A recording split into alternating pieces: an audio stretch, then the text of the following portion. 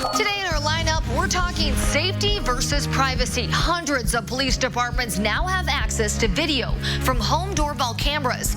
And now there are questions about how this technology is going to be used in the future. Well, it started as a joke and then it quickly went viral. And now alien enthusiasts are descending on Area 51. We're there to show you what's happening. And we all know the frustration of traffic. That congestion can really change your mood. Ahead, how a car company is trying to make us more empathetic behind the wheel. Thank you, Annie. This is the Now Indy on RTV6. I'm Amanda Starantino. More than 2,000 fetal remains were found in the Illinois house of an abortion doctor this week, and officials now say they all originated from Indiana. Ulrich Klopfer, a doctor who performed abortions in Fort Wayne, South Bend, and Gary, died earlier this month. When his family was cleaning out his Illinois home, they found more than 2,000 fetal remains. Indiana Attorney General Curtis Hill said the abortions took place in Indiana between 2000 and 2002. Hill's office is trying to learn more about how and why Klopfer transported the fetal remains across state lines to his house. With such a polarizing issue at hand, Hill does not think this should be a partisan issue. I don't think this is an issue, really, of whether you're pro-life or pro-abortion. It's a matter of making sure that no matter what happens, we go through a proper procedure to afford proper disposition of a living entity. Hill said his office is working on getting the fetal remains back to Indiana. Hill also said his office has set up a phone number and email address for anybody with possible connections to the fetal remains to inquire. If you wish to reach the Attorney General's office about the remains, email questions at atg.in.gov or call 31234-6663. This evening, honoring and remembering those who served our country to protect us, but either became prisoners of war or were declared missing in action. More than 82,000 Americans are missing from World War II, the Korean War, Vietnam, the Cold War, and the global war on terror. Today, Hoosiers gathered at the Indiana War Memorial in downtown Indianapolis to pay their respects. You're not only being asked to honor those who fought for our country and are still unaccounted for, but thinking about the families who may never know what happened to their loved one. Just take a moment and think about this.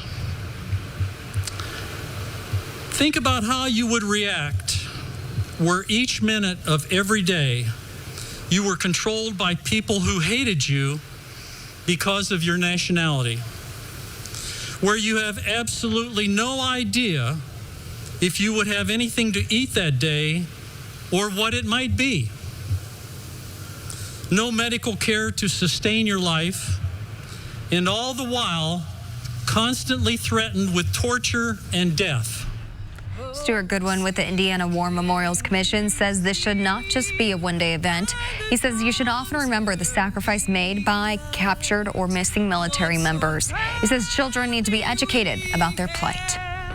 We are rolling our way into the weekend, not just any weekend. It is the final weekend of the summer season. Here continues to feel very much like summer as we're enjoying some blue sky. We do have a couple of downpours, though, in parts of central Indiana. We'll check those out in just a second. Right now, the temperature 85 degrees. Humidity a little more noticeable today, especially as that dew point gets into the middle 60s. So it feels just a couple degrees warmer with that southwest breeze right now between about 5 and 10 miles per hour. Your temperature making it into the 90s right now in Bedford, 89 degrees in Muncie, lower 80s, though, as we look to Crawfordsville and Putnam County and Greencastle. Not too far away from you. That's where we find some showers and downpours. Lightning has come back with this one around the Bloomfield area, just kind of sitting there and bubbling up, percolating a little bit. Again, we're not expecting any severe weather here, just some localized downpours as these will continue to drift through, and I do think that the coverage remains pretty isolated. So if you're heading off for some of the football games this evening, kickoff temperatures are going to be warm. Not really going to need the jacket out there tonight. 85 degrees for the kickoff. Most areas staying dry here. Halftime numbers in the upper 70s, upper 60s by the end of the game. Annie? A big announcement from Walmart today. The chain is going to stop selling e-cigarettes. Walmart citing the concerns about safety as well as issues with regulation as reasons for its decision. Right now, more than 500 illnesses across the country are being investigated for possible ties to vaping. And right as people start booking holiday trips, a popular third-party flight website got hit with a lawsuit accusing them of hiding fees. The complaint details several questionable practices on justfly.com. Things like charging a fee for a seat assignment on top of what the airline charges. And customers might not even get the seat they picked. And there were surprise cancellation fees that most other online travel agencies typically don't charge. Airlines are required to provide free cancellation within 24 hours of booking. And baggage fees weren't properly displayed on the website. Now, we talked to a Consumer Reports money expert who says you have to look beyond the advertised prices on any website for additional fees. There's so many different categories of fees, and some of them may be kind of sneaky. For example, if you're renting a car, you might be charged extra to use an electronic toll pass, and you might not find out about that right away. Consumer Reports found at least 85% of Americans dealt with unexpected or surprise fees in the last 2 years. The most common services were in phone, cable, or TV bills, and tickets to entertainment events and electric bills.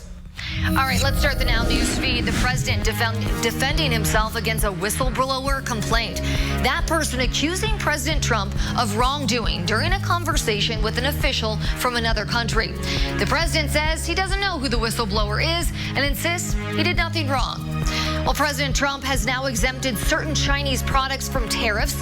This includes products like plastic straws and Christmas lights.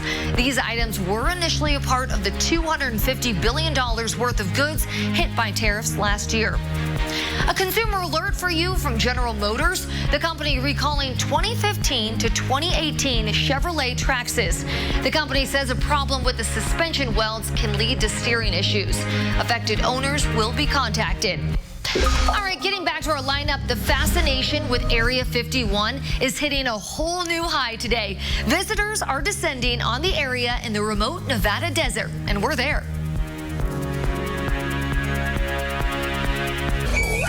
A pussycat on prize. An update to breaking news we first brought you on the news at 5. IMPD now confirms that officers found a woman's body in a retention pond on the northwest side of Indianapolis. Police say they made the discovery on Kimmeridge Lane. That's near 56th Street and Georgetown Road. At this time, detectives say they are treating this case as a death investigation. The woman's identity has not been released, and the circumstances surrounding her death are unclear. Area 51's secrecy has fueled people's fascination about extraterrestrial life for years now. So it's no surprise a joke about Storm Area 51 today attracted attention. Thomas Hoppe takes us to the secret military base. Okay, guys, we're here in Rachel, Nevada, where this is just one location of two events that's happening for Storm Area 51. You can see that people are ready to go. Look, they're ready. They're already listening to music because this is now a music festival. We have people dressed up as aliens out here. We even have people dressed up as Naruto runners. You know, that was a big deal during the Storm Area 51 memes. But most importantly, today was all about getting ready for the event. The other location that we were at is Hiko, Nevada. Now, that's another music festival that's happening. People are setting up there. But if we go back to Rachel, everybody's dressed up in costumes, and we spoke to a bunch of people who came here to just have a good time. We've been talking about it for months. We put it on our board at work, and last night we decided, what the heck, let's do it. I'm not like a diehard conspiracy guy. I'm kind of here for the party kind of thing. Yeah, just the vibes. All right, guys, we have some folks here that are chanting to the gate. Now, we know that law enforcement and officials say that is not a good idea. For the most part, people are here just for the event, but we did speak to some folks who went to the Area 51 gate last night.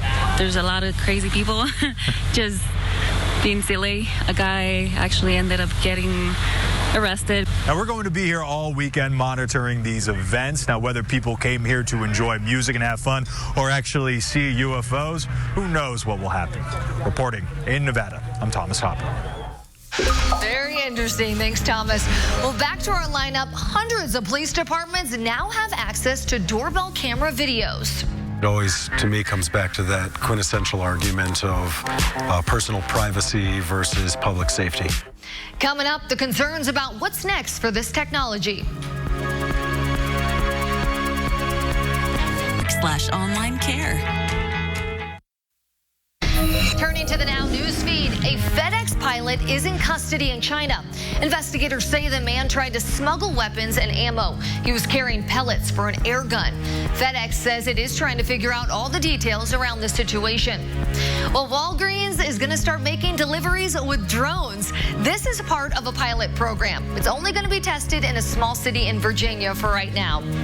Amazon is going through a lot of applications. It's planning on hiring 30,000 people. Get this, more than 200,000 submitted their resumes in just 1 week. Jobs will be filled nationwide from Seattle all the way to Boston. Well, up to 1 billion birds die every year in the U.S. after crashing into buildings. That's according to the American Bird Conservancy. Cities like Chicago, Portland, Oakland, and San Francisco have all taken steps to make their buildings more bird-friendly. And now New York City is the latest to try. A bill was introduced that would require most glass on new buildings to be treated. Experts estimate with this change, bird collisions would drop by 95%. Well, birds crash into buildings at night while migrating, and that's because they use stars and the moon to navigate, and they get confused with building lights. Collisions also happen during the day, though. It's a deadly trap. Windows look exactly like trees. There's the reflection, or there's a tree that's across from a panel of glass, and they try to fly directly into it. The danger isn't limited to city buildings. Experts say the biggest hazard is the first 30 feet off the ground because that's closer to the tree line. And with there being more homes and city buildings, your house poses a bigger danger. So if you have bird feeders, experts suggest that you move those closer to your home. That way, birds can slow down as they fly toward your house. And you can also put bird-safe film on your windows and hang paracord string off your windows, too. Thank you, Annie. Today, a reminder, there is more than one way you can get around downtown Indianapolis. Many Hoosiers left the keys at home and celebrated Car-Free Day. Indigo, Blue Indy, scooter companies, and other groups that promote sustainable transportation helped to put on the event to show there are other options for commuting that reduce pollution. People walked, others rode the red line, many rode their bikes, some even carpooled. Every single day, I commute from the northeast corridor of our states, and traffic is horrendous. Our air quality isn't the best, and quite frankly, we need a better transportation system here in central Indiana because people need to have access to get to work and to get to jobs, and our organization receives those phone calls every day. Just a reminder that Indigo's new Red Line service is free for the rest of September. It runs from Broad Ripple to the south side near Indy. Kyle. And it's been a nice day to get out and about, and if you are in the car, roll the window down here because we still have quite a bit of warmth, and we're going to carry that pattern into the upcoming weekend. Right now, we've got 85 degrees in downtown, 86 for you in Kokomo. Bloomington also in the middle 80s with a little bit of a southwest breeze at about 5 to 10 miles per hour. Now, tonight, after a couple of those spotty showers this evening, we'll have partly cloudy skies, quiet weather for us as we go into the weekend with a temperature of 67 degrees in your Saturday planning forecast. Looking pretty nice here. A mix of sun and clouds as we go through the day, and temperatures again warming pretty quickly here. Upper 70s already by 11 a.m. We'll get into the lower 80s tomorrow afternoon, and eventually pretty similar conditions to what we had today. Middle to upper 80s for that afternoon high, and partly sunny skies Saturday afternoon. 84 in Kokomo Saturday, 86 for you in Anderson and Muncie, 82 in Petersburg. These are all temperatures that are running above the average for this time of year, which is in the middle 70s. 86 degrees for you tomorrow afternoon in Martinsville, 85 in Newcastle, close to 90 in Seymour again, and I think it will feel about the 90-degree mark here as we are going to have a little more of that humidity around. Once again, 85 for you in Spencer. Sunday forecast, things change a little bit. We're still going to be on the warm side, but as we get into the afternoon and especially the evening, shower and thunderstorm chances will begin to rise here. Probably the best chance that we've had for a couple of weeks. TrueCast 5:30 Sunday evening shows those showers and storms developing, so pretty much the daylight hours through the weekend are going to be dry. Then we'll see those rain showers and thunderstorms moving through. Some of those could have some gusty winds. As we look at the next few days of your forecast, those showers and storms on Sunday, ushering in some cooler air on Monday as fall arrives. 76 degrees, could have a couple of showers linger into the first part of our Monday. Otherwise, we're drying it out and feeling very nice heading into Tuesday with a high of 77. Annie? Ring doorbell camera video is now being shared with police departments. Kai Beach is looking into how this is raising new questions about technology and privacy. A man lurking in someone else's garage, then swinging this pickaxe, trying to break down a door. And it's all caught on camera by this Ring security system. I got freaked out. I was really, really upset. This crime happened at Debbie Vandry's home. That is the lovely pickaxe that he took out of the closet. I'm hoping he gets to spend a lot of time in jail. She has a Ring system set up to the Neighbors app so that local police can access the video and use it as evidence. I think it's awesome. I think it's absolutely awesome. We all share on Nextdoor anyway. Now if we can all share on Ring, it brings it closer to home. After being sold to Amazon for nearly $800 million, Ring recently announced partnerships with more than 400 police departments across the country. Hey, bud, the police are on the way. This allows officers easy access to footage when a crime happens. But now, some are expressing concerns over privacy issues. Tech can be used for good and for ill. Steve Beatty, a computer science professor at MSU Denver, owns a Ring camera.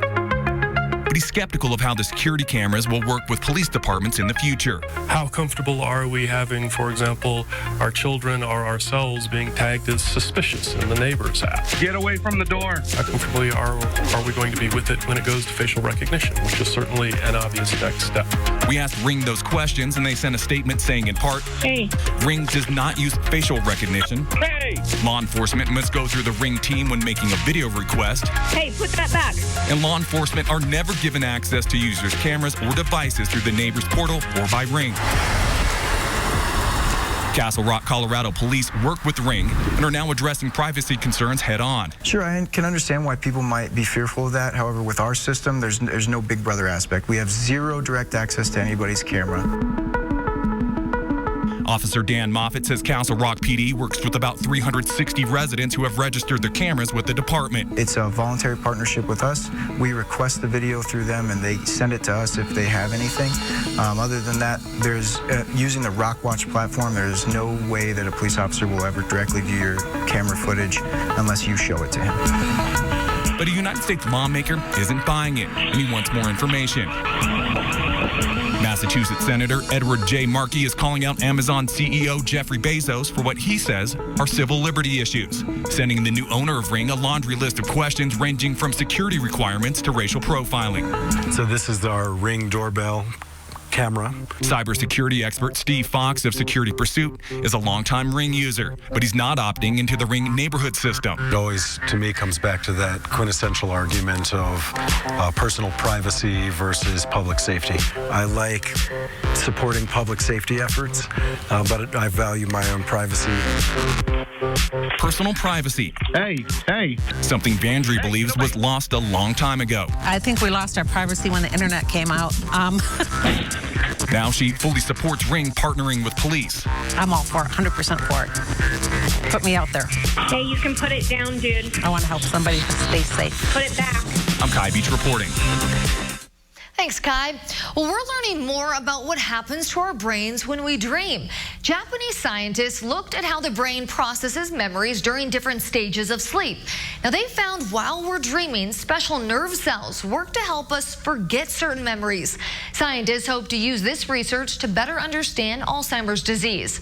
Okay, so we talked to a professional dream analyst who says we dream every night. We just don't always remember them.